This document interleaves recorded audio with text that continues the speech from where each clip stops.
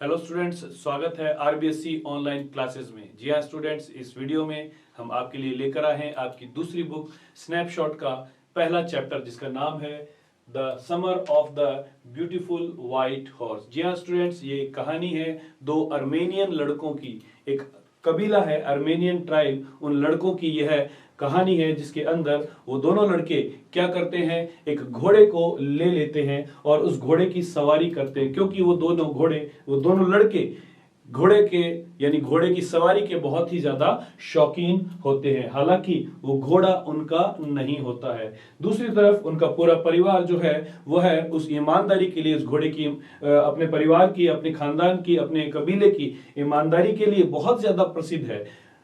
इस प्रकार से घटनाएं घटित होती है कि धीरे धीरे उन्हें इस बात का आभास होता है कि उन्हें यह घोड़ा वापस उसके मालिक को सौंप देना चाहिए, और इस प्रकार वह अंत में इस घोड़े को उसके मालिक को सौंप देते हैं और वापस से अपने परिवार के जो ईमानदारी है उसके परंपरा को वह बनाए रखते हैं। तो चलिए स्टूडेंट्स, शुरू करते हैं अपनी इस कहानी को और देखते हैं कि किस प्रकार से घटनाएं इसके अंदर घटित होती हैं। तो बने रहिए शुरू से लेकर आखिर तक और हम अपने इस वीडियो में देखते हैं इसके सारे मुश्किल मुश्किल वर्ड्स को और इसकी ट्रांसलेशन को। तो शुरू करते हैं अपने इस वीडियो को। देखिए, लिखा है, One day back there in the good old days when I was 9 and the world was full of every imaginable kind of magnificence and life was still a delightful and mysterious dream. एक दिन उन पुराने अच्छे दिनों में जब मैं 9 साल का था और यह संसार खूबसूरत, काल्पनिक, शानदार वस्तुओं से भरा हुआ था और जीवन बड़ा ही खुशनुमा था और रहस्यमय सपनों से भरा हुआ था। My cousin Murad, who was considered crazy boy, everybody who knew him except me, मेरा चचेरा भाई मुराद, जिसे प्रत्येक व्यक्ति के द्वारा एक सनकी यानी एक पागल माना जाता था सिवाय मेरे, came to my house at 4 in the morning, वह सुबह 4 बजे मेरे घर पर आया and woke me up tapping on the window of my room, और उसने मेरी खिड़की के ऊपर खटखटा कर मुझे उठा दिया। ठीक है, यहां पर लिखा है टैपिंग मतलब होता है खटखटाना, खटखटाना। ठीक है, नेक्स्ट देखिए क्या लिखा हुआ है यहां पे, इमेजिनेबल यानी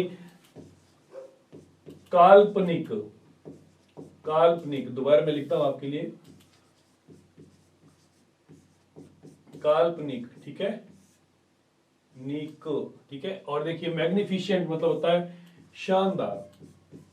शानदार, बहुत बढ़िया, अच्छे। ठीक है, और क्या लिखा है, कंसिडर्ड मतलब माना जाता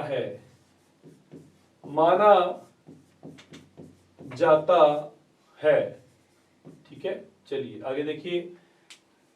आराम ही सेड, उसने कहा आराम कौन है, यह उस लड़के का नाम है जो कौन है, 9 साल का है और कहानी का लेखक भी है, जो कहानी बता रहा है। I jump out of bed and looked out of the window, मैं बिस्तर से उछल कर खड़ा हो गया और खिड़की से बाहर देखा। आई couldn't believe what I saw, जो मैंने देखा उस पर मैं विश्वास न कर सका। इट वॉजंट मॉर्निंग येट, अभी सुबह नहीं हुई थी। क्यों? क्योंकि सुबह 4 बजे का समय यानी सुबह यानी उजाला नहीं हुआ था। बट इट वॉज समर, लेकिन गर्मियों का समय था। And with daybreak not many minutes around the corner of the world it was light enough for me to know I wasn't dreaming, और संसार के अंदर यानी कि सुबह सुबह ये जो घटना हो रही है उस समय इतना उजाला हो गया था कि मैं जानता था कि जो मैं देख रहा हूं वह एक सपना नहीं था। ठीक है, डे ब्रेक मतलब होता है सुबह, भोर जिसे कहते हैं, है ना, भोर का समय है। नेक्स्ट देखिए, माई cousin Murad was sitting on a beautiful white horse, मेरा चचेरा भाई मुराद एक खूबसूरत सफेद घोड़े पर बैठा हुआ था। I stuck my head out of the window, मैंने अपना सर खिड़की से बाहर निकाला। स्टक का मतलब होता है बाहर निकालना। ठीक है, नेक्स्ट देखिए क्या लिखा है आगे, लिखा है एंड रब माई आईज, और मैंने अपनी आंखों को मसला, रगड़ा। रब का मतलब होता है मसलना, या रगड़ना, ठीक है। चलिए देखिए आगे क्या लिखा हुआ है। Yes he said in Armenian, उसने अर्मेनियन भाषा में कहा हाँ, ठीक है। इट्स ए हॉर्स, ये एक घोड़ा है। यू आर नॉट ड्रीमिंग, तुम सपना नहीं देख रहे हो। Make it quick if you want to ride, अगर तुम सवारी करना चाहते हो तो जल्दी करो। किसने बोला? मुराद ने बोला। किसे बोला?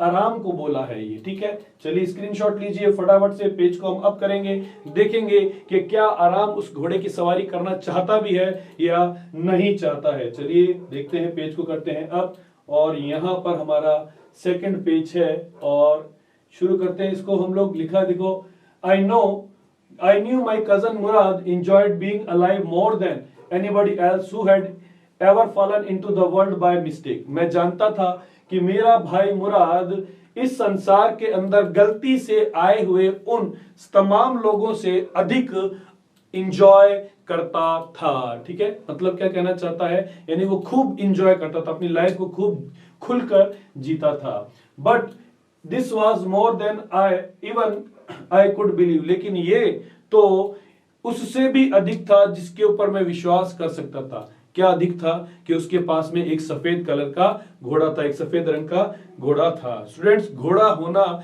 एक बहुत बड़ी बात है, क्योंकि हमको मालूम है जो घोड़ा है वो क्या है, बहुत महंगा आता है ना, बहुत महंगा आता है। और इनके लिए घोड़ा होना एक सपने के सच होने जैसा था। ऐसा क्यों है, आगे हम देखेंगे। चलिए बढ़ते हैं आगे। लिखा है, in the first place my earliest memories had been memories of horses.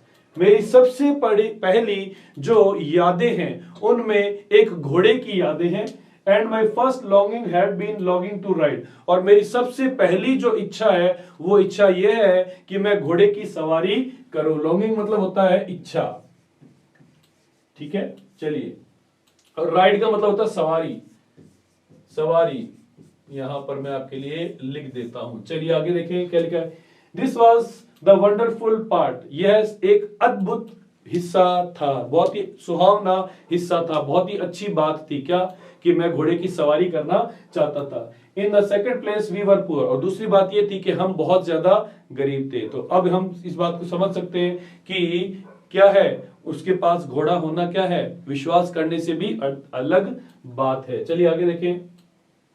This was the part that wouldn't permit me to believe what I saw. यह वह हिस्सा था जो मुझे वह विश्वास करने से रोक रहा था जो कि मैं देख रहा था, जिसको मैंने देखा था, ठीक है। नेक्स्ट देखिए, we were poor, हम गरीब थे। We had no money, हमारे पास पैसा नहीं था। Our whole tribe was poverty stricken, हमारा पूरा कबीला गरीबी से जूझ रहा था। होल ट्राइब, ट्राइब मतलब होता है कबीला, और क्या लिखा है, पोवर्टी स्ट्राइकन यानी गरीबी से ग्रस्त, गरीबी से ग्रस्त। चलिए देखिए आगे। Every branch of the Garoghlanian family was living in the most amazing and comical poverty in the world. Garoghlanian परिवार का हर शाखा इस संसार के अंदर बड़े ही आश्चर्यजनक और बड़े ही मजाकिया गरीबी के अंदर इस संसार में रह रही थी। कॉमिकल मतलब होता है मजाकिया, मजाकिया, ठीक है। और देखिए क्या लिखा है, अमेजिंग, अमेजिंग मतलब होता है आश्चर्य से, आश्चर्यजनक रूप से, ठीक है। चलिए देखिए, nobody could understand where we ever got money enough to keep us with food in our bellies। कोई भी यह नहीं समझता था कि हमारे पेट के अंदर खाने के लिए कहां से पैसा आ रहा था। Not even the old man of the family, यहां तक कि घर के बड़े बूढ़ों, परिवार के बड़े बूढ़े लोगों को भी यह पता नहीं था। मोस्ट इंपॉर्टेंट ऑफ ऑल, तो we were famous for our honesty, और सबसे जो इंपॉर्टेंट बात थी, सबसे जो महत्वपूर्ण बात थी वो ये थी कि हम अपनी ईमानदारी के लिए प्रसिद्ध थे। यानी कि ये पूरा जो कबीला है वो पूरा कबीला किस चीज के लिए प्रसिद्ध है?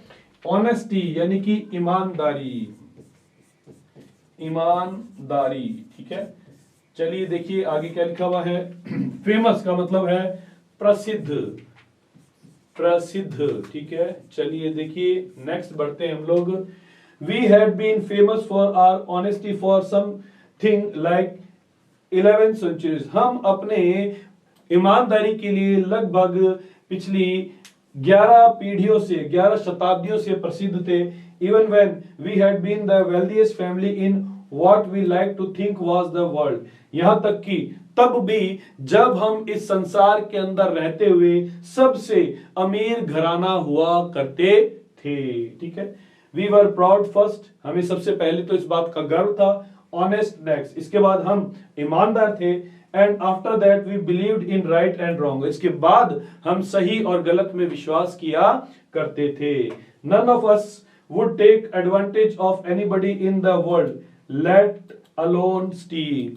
हम में से कोई भी संसार में से किसी की भी फायदा उठाने का सोच भी नहीं सकता था। चोरी तो दूर की बात है। स्टील का मतलब होता है चोरी करना।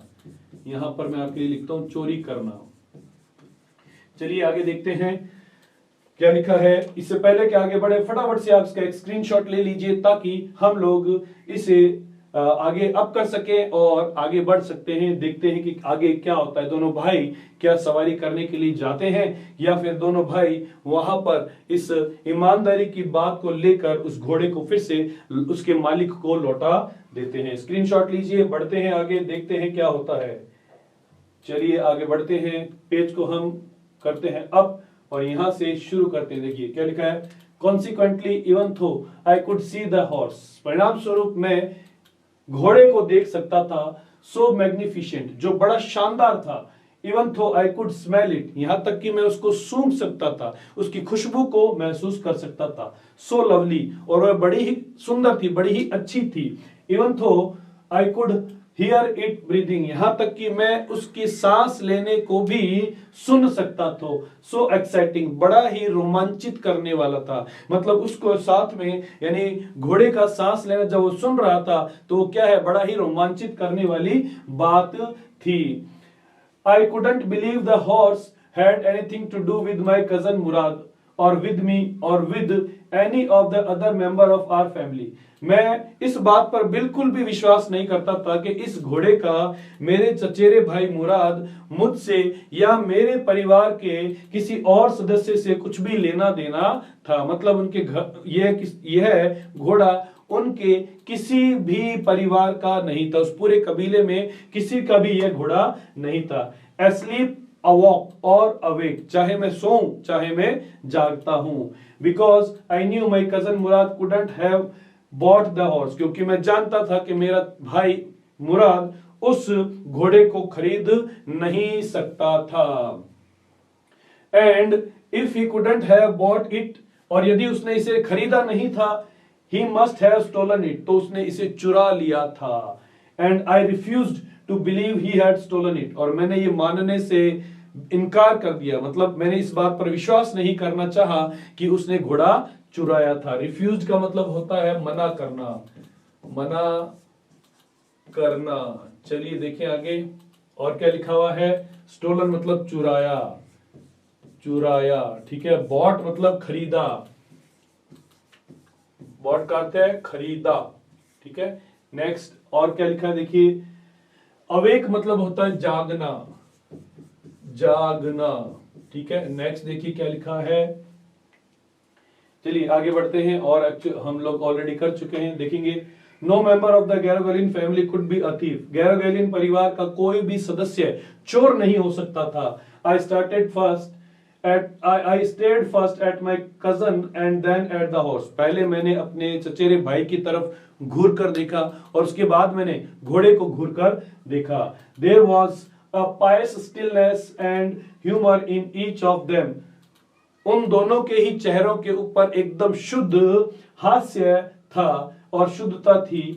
विच on the one hand delighted me and on the other frightened me, जिसने एक और तो मुझे खुश कर दिया लेकिन दूसरी तरफ मुझे डरा भी दिया। उनके चेहरे के ऊपर जो चमक थी वो दोनों खुश थे। घोड़ा और चचेरा भाई मुराद दोनों के चेहरे की जो चमक थी वह उससे यह लड़का जिसका नाम आराम है वह पहले तो खुश हो गया लेकिन बाद में क्या होता है, बाद में वो डर भी जाता है, ठीक है। पायस मतलब होता है शुद्ध, ठीक है, पवित्रता, शुद्धता, ठीक है। ह्यूमर मतलब ह्यूमर का मतलब होता है हास्य, ठीक है। और क्या लिखा है देखिए, डिलाइटेड मतलब खुश, खुश होना, डिलाइटेड मतलब खुश होना, ठीक है। और क्या लिखा है, फ्राइटेंड मतलब होता है डराना, डराना या डर जाना, ठीक है। नेक्स्ट देखिए क्या लिखा हुआ है, Mourad I said where did you steal this horse, मैंने कहा मुराद तुमने ये घोड़ा कहां से चुराया। Leap out of the window he said if you want to ride, अगर तुम इसके ऊपर सवारी करना चाहते हो तो खिड़की से बाहर कूद आओ। लीप आउट का मतलब होता है बाहर आना, बाहर आना, ठीक है। चलिए आगे बढ़ते हैं, क्या लिखा है, इट वॉज ट्रू, ये सच है, he had stolen the horse, उसने घोड़ा चुराया था। There was no question about it, इसमें अब कोई सवाल नहीं उठता।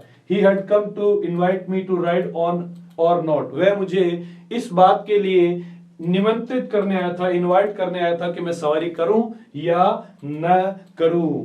एज आई चोज, यह मेरी इच्छा थी, जैसा मैं चुनूं, एज आई चोज जैसा मैं चुनूं मतलब मेरी जैसी इच्छा है। Well it seem to me stealing a horse was for a ride was not the same thing as stealing something else, ठीक है। मुझे ऐसा लगता है कि घोड़े को सवारी करने के लिए चुराना वैसा नहीं है जैसा कि किसी और चीज को चुरा लेना है। सच एज मनी, जैसे कि पैसा चुराना। For all I knew may be it wasn't stealing at all, जितना मैं जानता हूं यह बिल्कुल भी चोरी करना नहीं था। क्यों नहीं था, ऐसा क्यों बोल रहा है, क्योंकि वो अपनी उस इच्छा को दबा नहीं पा रहा। वो जानता है कि चोरी करना क्या है, बुरा है, लेकिन उसकी तीव्र इच्छा है कि वो घोड़े की सवारी करे और वह अपने इस गलत काम को भी क्या कर रहा है, जस्टिफाई कर रहा है, न्यायोचित ठहरा रहा है। किस लिए, कि एक बार वो घोड़े की सवारी करने पाए, इसलिए वो स्टीलिंग को यानी कि चोरी को भी यहां पर चोरी नहीं मान रहा है। लेकिन हम जानते हैं चोरी तो चोरी ही है, चाहे वो छोटी हो या बड़ी हो। तो स्टूडेंट्स फटाफट से इसका स्क्रीनशॉट ले लीजिए ताकि इन वर्ड्स को आप अपने नोट करने पाए। और हम आगे बढ़ते हैं, पेज को करेंगे अब, ताकि आगे देखते हैं कि क्या ये लड़का जो आराम है यह उसके ऊपर सवारी, घोड़े के ऊपर सवारी करता भी है या नहीं करता है। चलिए देखें, आगे बढ़ते हैं। और यहां पर लास्ट जो लाइन है, पहले हम लोग उसको पढ़ते हैं फिर लिखेंगे, आगे बढ़ेंगे। If you were crazy about horses the way my cousin Mourad and I were, यदि आप मेरे और मेरे भाई मुराद के समान घोड़ों के प्रति पागल हो तो, मतलब अगर आप में इतना पैशन है, आप में इतना ज्यादा किसी चीज के लिए लगाव है कि आप उसके लिए लगभग पागल जैसे हैं, तो वो आपको क्या है, चोरी नहीं लगेगी। उस चीज के लिए आप अगर उसको चुरा भी लेते हैं तो आपको चोरी नहीं लगेगी। चलिए आगे देखते हैं क्या लिखा हुआ है। इट वॉजंट स्टीलिंग, यह चोरी नहीं थी। देखिए वही बात आ गई यहां पर, आगे क्या लिखा है, it wouldn't become stealing until we offer to sell the horse, यह तब तक चोरी नहीं होगी जब तक कि हम उस घोड़े को बेच न दें। Which of course I knew we would never do, जिसके बारे में मुझे बिल्कुल पता था कि हम ऐसा कभी भी नहीं करने वाले थे। Let me put on some clothes, I said, मैंने कहा मुझे कुछ कपड़े पहनने दो। All right, he said, but hurry, ठीक है लेकिन जल्दी करो। I leaped into my clothes, मैंने जल्दी से कपड़े पहन लिए। Leap का मतलब क्या होता है, ऐसे कूदना या झांकना, है ना। लीप आउट का मतलब झांकना था, यहां पर क्या, कपड़ों में कूद पड़ा। वो कपड़ों में कूद पड़ा मतलब जैसे उसको कपड़े मिले उसने वो पहन लिए हैं। I jump down to the yard from the window, मैं खिड़की में से उस अहाते में कूद पड़ा, ठीक है। यार्ड का मतलब क्या होता है, अहाता,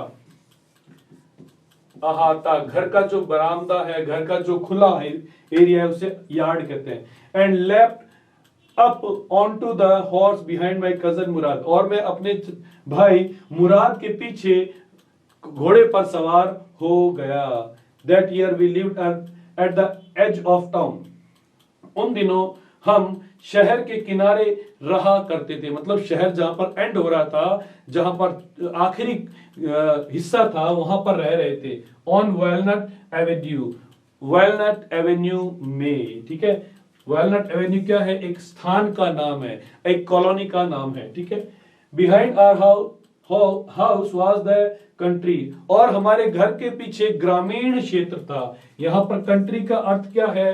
ग्रामीण, ग्रामीण क्षेत्र, ठीक है। देखिए यहां पे ग्रामीण क्षेत्र, ठीक है, यानी कि गांव था, ठीक है। आगे बढ़े। वाइन यार्ड्स, और क्या थी? वाइन यार्ड्स थे, मतलब कि बेलों का बेलों का बागीचा था,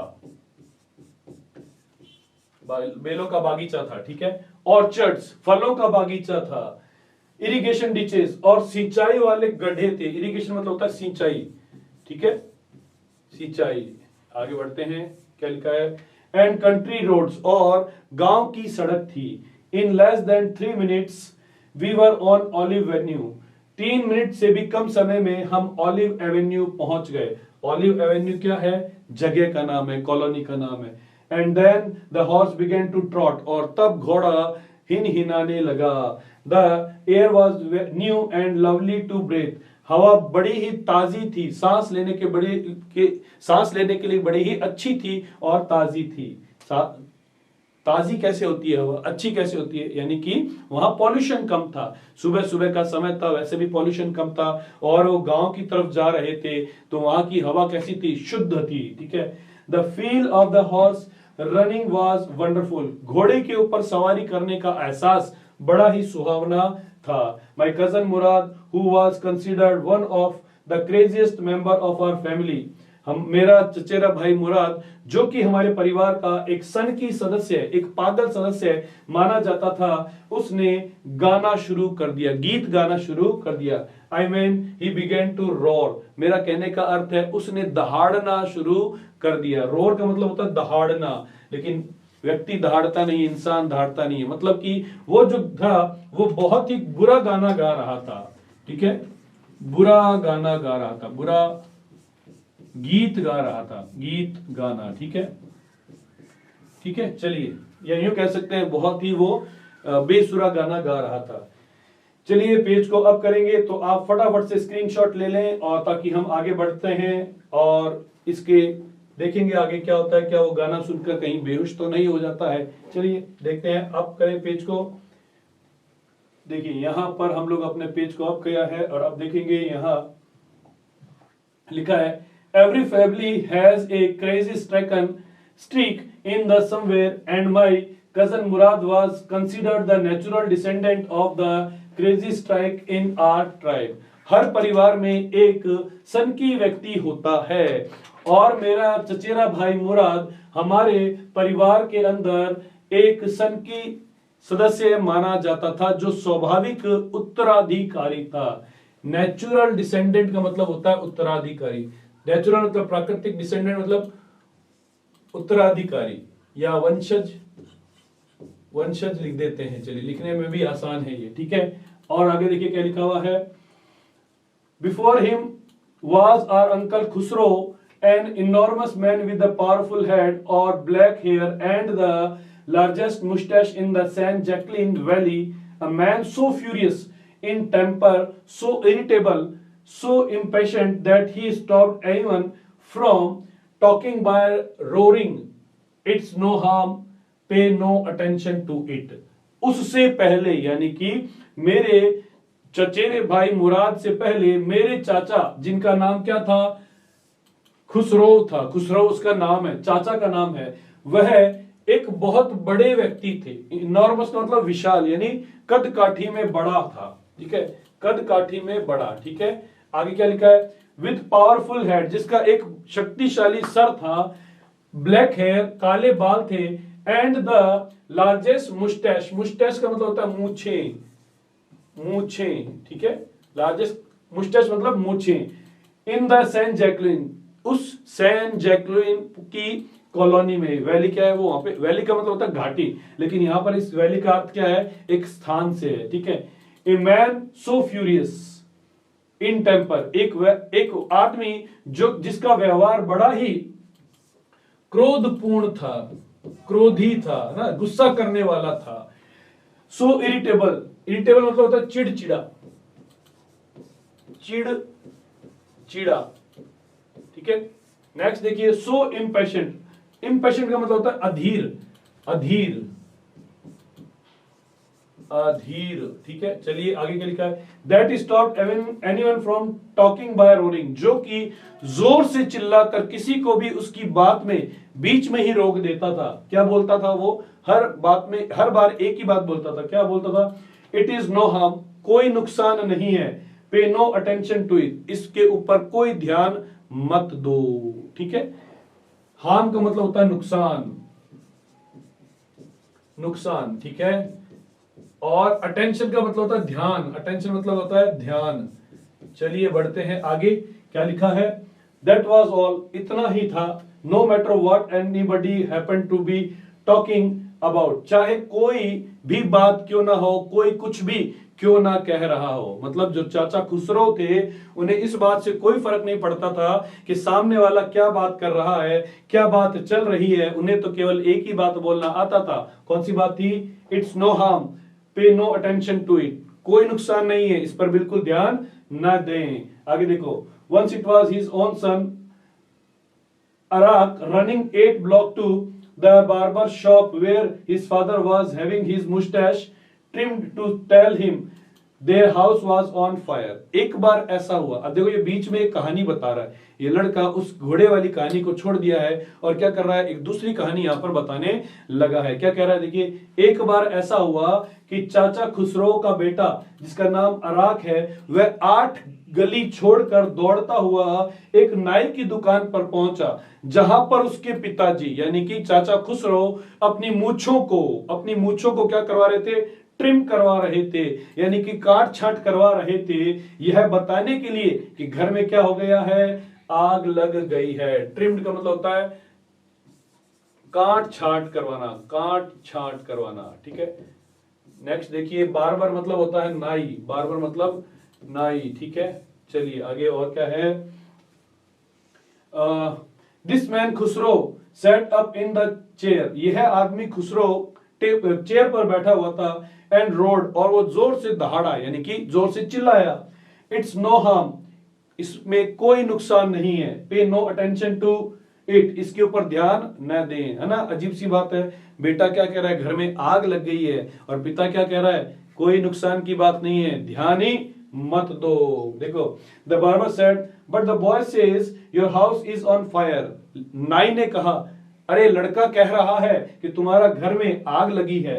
सो खुसरो रोड, चाचा खुसरो और जोर से दहाड़े यानी कि चिल्लाए, इनफ, बहुत हो गया, इट इज नो हार्म, इसमें कोई नुकसान नहीं है, आई से, मैं कहता हूं। मतलब ये जो चाचा खुसरो थे ये क्या थे, बड़े ही सनकी थे, हर बात में एक ही बात बोलते थे, कोई नुकसान नहीं है, इस पर ध्यान ही मत दो। इनफ का मतलब होता है पर्याप्त, पर्याप्त या बहुत, है ना, कहते हैं ना बहुत हो गया, बस करो बस करो, तो कहते हैं इनफ।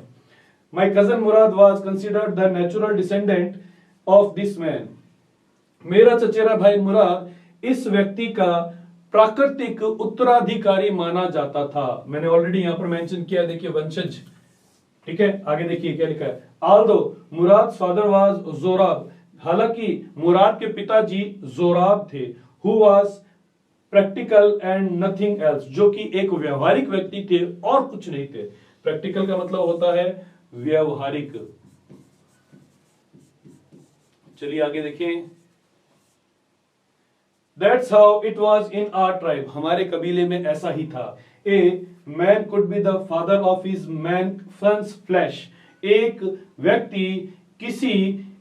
व्यक्ति अपने बेटे का शारीरिक पिता हो सकता है, मतलब कि खाल मांस के रूप में पिता हो सकता है, जिसे हम लोग क्या कहते हैं, बायोलॉजिकल मतलब जैविक पिता हो सकता है। But that did not mean that he was also the father of his spirit, लेकिन इसका अर्थ यह नहीं है कि वह उसके व्यवहार में भी उसका पिता हो सकता है। वैसे तो स्पिरिट का मतलब क्या होता है, आत्मा, स्पिरिट का मतलब होता है आत्मा, लेकिन यहां इसका अर्थ क्या है, व्यवहार से है। एक और वर्ड आया, देखिए फ्लैश वर्ड आया, फ्लैश का मतलब होता है मांस, जो इंसानों का जो मांस है उसके लिए फ्लैश वर्ड यूज किया जाता है। The distribution of the various kind of spirit of our tribe had been from the beginning capricious and vagrant. हमारे कबीले के अंदर अलग अलग लोगों की, अलग अलग व्यक्तियों का जो व्यवहार था वो शुरुआत से ही इसी प्रकार से बांटा गया था, इसी प्रकार से बताया गया था। तो चलिए इसका लीजिए एक स्क्रीनशॉट, ताकि हम आगे इसको पेज को अप करें और देखें कि आगे क्या होता है। क्या और घटनाएं भी चाचा खुसरो की बताई गई है या केवल ये आखिरी ही घटना यहां पर वर्णन किया गया है। चलिए बढ़ते हैं आगे, पेज को करते हैं अप और देखते हैं क्या लिखा है। देखिए पहले हम लोग इन 2 लाइनों को पढ़ते हैं, इसके बाद में आगे बढ़ेंगे। क्या लिखा है देखिए, अब वापस से उस घोड़े वाली घटना पर वह आ गया है। क्या लिखा है देखिए, we rode and my cousin Mourad sang. हम सवारी करते रहे और मेरा भाई मुराद गाता रहा। सैंग का मतलब होता है गाना, गाना, ठीक है। गीत गाने की वर्ब है, एक्चुअल में ये वर्ब है, ठीक है। For all anybody knew we were still in the old country. उन सब के लिए जो हमें जानते थे, हम अब भी उसी पुराने ग्रामीण परिवेश में थे। At least according to some of our neighbours. कम से कम हमारे कुछ पड़ोसियों का तो ऐसा ही मानना था, ठीक है। नेबर्स का मतलब होता है पड़ोसी। जैसे जैसे मैं मीनिंग लिखता हूं, आप भी फटाफट से मीनिंग लिखिए, ताकि एक भी शब्द आप मिस न करने पाए। चलिए आगे देखते हैं। वी बिलोंग, जहां पर हम ताल्लुक रखते थे, जहां से हम संबंध रखते थे, ठीक है। आगे देखते हैं क्या लिखा है। We let the horse run as long as it felt like running.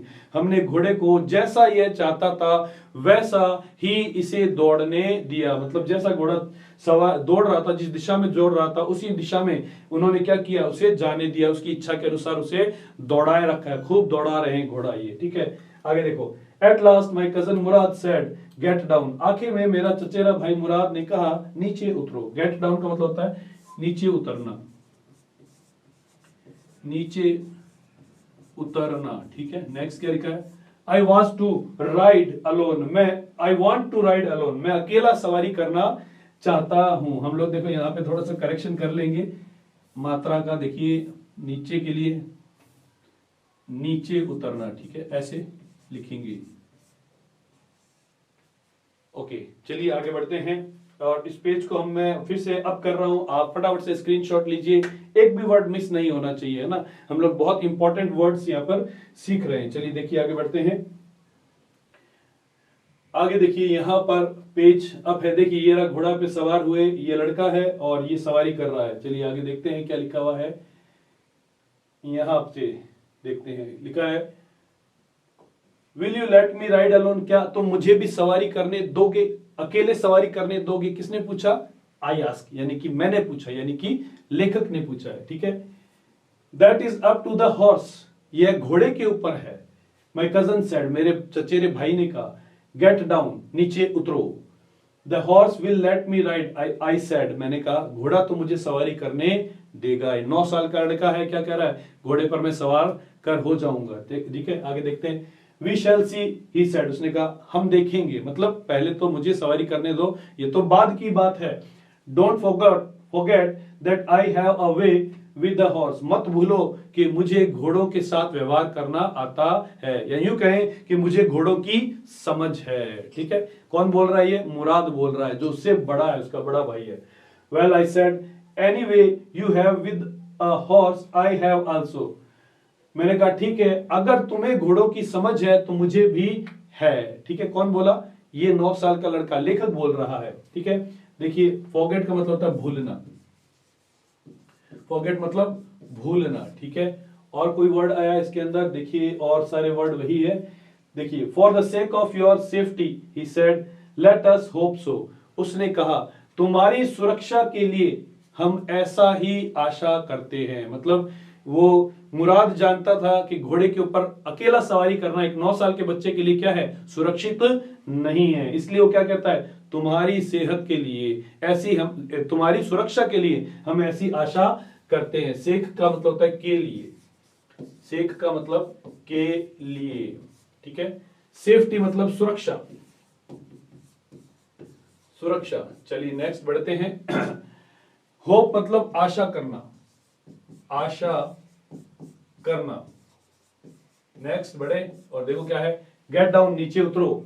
All right I said, मैंने कहा ठीक है, but remember you have got to let me try to ride alone, लेकिन याद रखना कि तुम मुझे घोड़े पर अकेले सवार होने की कोशिश करने दोगे। ठीक है, रिमेंबर मतलब याद करना, याद करना, याद रखना या याद करना। अकॉर्डिंग टू सेंटेंस वर्ड का मीनिंग आता है। देखिए अगला है ट्राई, मतलब कोशिश, कोशिश या प्रयास। ठीक है, चलिए आगे देखें। आई गॉट डाउन, मैं नीचे उतर गया, and my cousin Murad kicked his heels into the horse, और मेरे चचेरे भाई मुराद ने घोड़े के पेट में हल्की सी एड़ लगाई। ठीक है, वैसे तो किक का मतलब क्या होता है, लात मारना, लेकिन घोड़े को जब चलाते हैं तो उसे लात नहीं मारते हैं, उस हल्का सा जो टच करते हैं उसे क्या करते हैं, एड़ लगाना। ठीक है, एड़ लगाना। और यहां देखिए क्या है, हील, किक, हील्स का मतलब क्या होता है, एड़ी, एड़ी होता है ना, उसी से जुड़ा एड़ लगाना। ठीक है, आगे देखिए।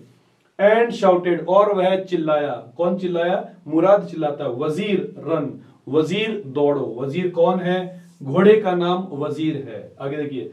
The horse stood on it's hind legs, घोड़ा अपने पिछले पैरों के ऊपर खड़ा हो गया। हिंड का मतलब होता है पिछला। आगे देखिए। स्नॉटेड, हिन हिनाया, हिन हिनाया। ठीक है, आगे देखो। And burst into A fury of speed that was the loveliest, और वह हवा की रफ्तार के अंदर दौड़ पड़ा जो कि एक सबसे सुंदर। ठीक है, चलिए इसको फटाफट से आप इसका एक स्क्रीनशॉट लें, इस पेज को अप करते हैं और लाइन को हम लोग कंप्लीट कर लेते हैं कि क्या कहा गया है। ठीक है, चलिए स्क्रीनशॉट लीजिए, एक भी वर्ड मिस नहीं होना चाहिए। बढ़ते हैं आगे और देखते हैं। Loveliest thing I had ever seen, जो कि अब तक की मेरे द्वारा देखी गई एक सबसे अच्छी बात थी। My cousin Mourad race the horse across a field of dry grass to an irrigation ditch, मेरे चचेरे भाई मुराद ने घोड़े को एक सूखे घास के मैदान से एक सिंचाई वाले गड्ढों की तरफ ले गया। ठीक है, इरिगेशन डिच का मतलब होता है गड्ढे, गड्ढे या खड्डे कर देते हैं, खड्डे। ठीक है, आगे क्या है लिखा हुआ देखो। Cross the ditch on the horse, घोड़े पर सवार होते हुए वह उनके ऊपर से कूद कर चला गया। एंड 5 मिनट्स लेटर रिटर्न, और 5 मिनट बाद वह वापस लौट आया। ड्रिपिंग वेट, पूरी तरह से भीगा हुआ। ड्रिपिंग वेट मतलब भीगा हुआ, भीगा हुआ, ऊपर से लेकर नीचे तक, सर से लेकर पैर तक वो क्या हो गया था, भीग गया था। The sun was coming up, अब सूरज ऊपर आ गया था।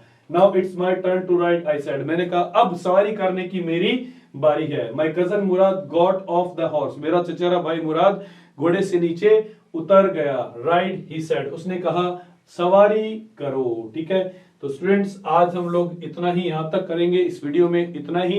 अगले वीडियो में हम देखेंगे कि किस प्रकार से ये घोड़े के ऊपर सवारी करने पाता है, या ये 9 साल का लेखक, ये 9 साल का लड़का उस घोड़े को कंट्रोल नहीं कर पाता है या चोट लगा लेता है। तो स्टूडेंट्स आज की वीडियो में बस इतना ही।